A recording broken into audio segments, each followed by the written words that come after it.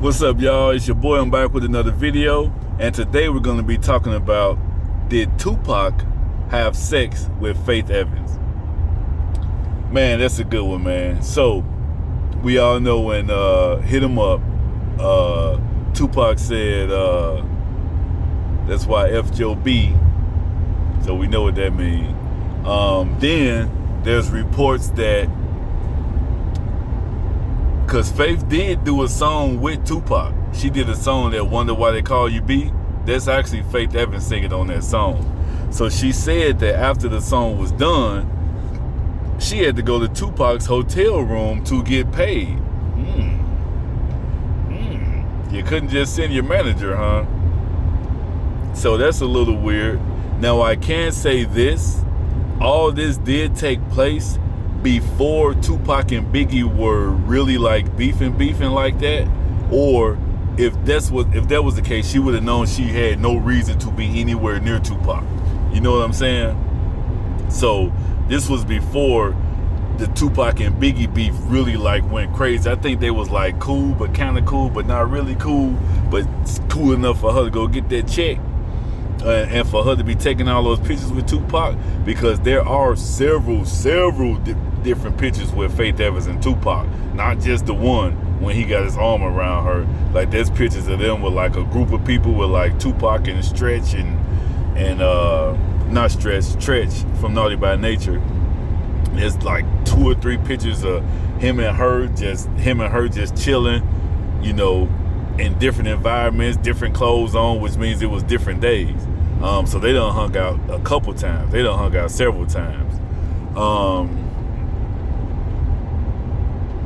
And if I had to answer the question, if I had to really pick yes or no, I don't think they did nothing.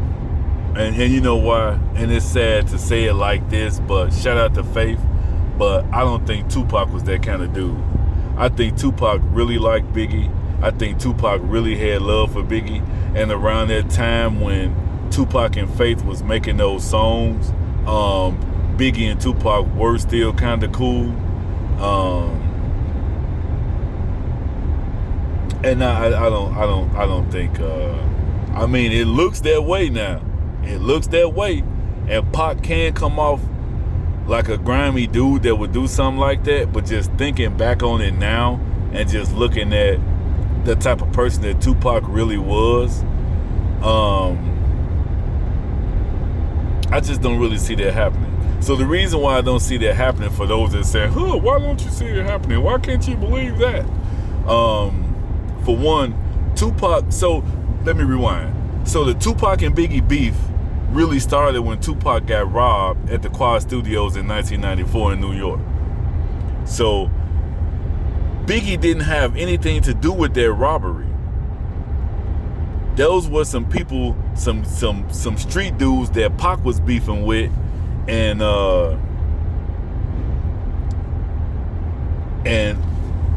they just happened to be at the studio that night.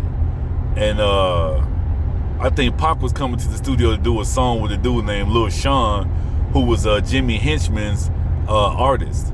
So Jimmy Henchman, the one that lured Tupac there to that studio, and they get there and Tupac get robbed. So Tupac's problem with Biggie was saying, since you the Don, since you saying you the king of the city, since you saying you run this town, why can't you tell me who shot me? Or better yet, why didn't you warn me not to come? You didn't see the setup? You didn't know what was going on? But you the king of the city? And on top of that, what a lot of people don't realize is Tupac really helped Biggie. Biggie used to be Thug Life. I've seen videos of Biggie on stage with Tupac hollering out Thug Life.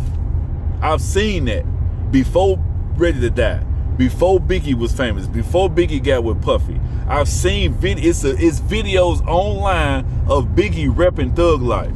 Tupac even said out his own mouth that Biggie was supposed to be Thug Life. So you got to put yourself in Tupac's shoes. Tupac in jail. While Tupac was in jail, that's when Ready to Die came out with Juicy and Big Papa and all this. And while this on my mind, I'm gonna go and throw this out there. Biggie did steal some of Tupac's style. So you got to think the attraction that Pac even had towards Big was that Party and Bullshit song Biggie made. So when Biggie made Party and Bullshit, what y'all may not know, that song Party and Bullshit, that song was an original song by the Lost Poets. And the Lost Poets, the Black Panthers really loved that group because they talked about Black Power. So when Pac heard a rapper that used one of their samples, somebody that the Black Panthers love, Pac grew up on that type of music. So when he heard that song and he heard somebody spitting street stuff on it, it sounded like a match made in heaven. He like, whoa, who is this dude? I need to find this dude now. And when he found the dude, it was Biggie, right? But it's this one line in Juicy when Biggie say stereotypes of a black male misunderstood and it's still all good. That sound like so Tupac to me. And the reason why it really sounds so Tupac to me is because Biggie never talked like that again. When you really think about it now, Juicy wasn't nothing but Dear Mama Part 2. Juicy was Dear Mama Part 2. You feel me? I gotta go, man. My phone about to go dead. But anyway, that was the problem that Pac had with Big. He like, look, dude, you supposed to be the king of the city. You ain't ride with me. You ain't helping me. I done help put you on while I'm locked up. Your album come out ready to die. You ain't even give your boy a shout out on there. They had the song running from the police. Biggie could have put that song on there. Biggie could have gave Pac a shout out in the credits or something. He didn't show Pac no love. That's why when Pac came out, he like, okay, it's on. You don't want to show me no love, it's on then. Now, Pac did go a little far, you know, by saying he had sex with the man's wife and basically making the whole world think that Biggie shot him. And you know, another thing too, when Biggie dropped Who Shot You? You know, when Biggie dropped Who Shot You, he could have reached out to Tupac and said, bro, I got a song that's about to drop. It's going to sound like I'm talking about you, but it's not about you, bro. He didn't do that. He let the whole world think that song was about Tupac just for publicity. But anyway, I'm out, man. Y'all hold it down. I do not think that Faith Evans slept with Tupac Shakur. That's my final verdict, man. I'm out.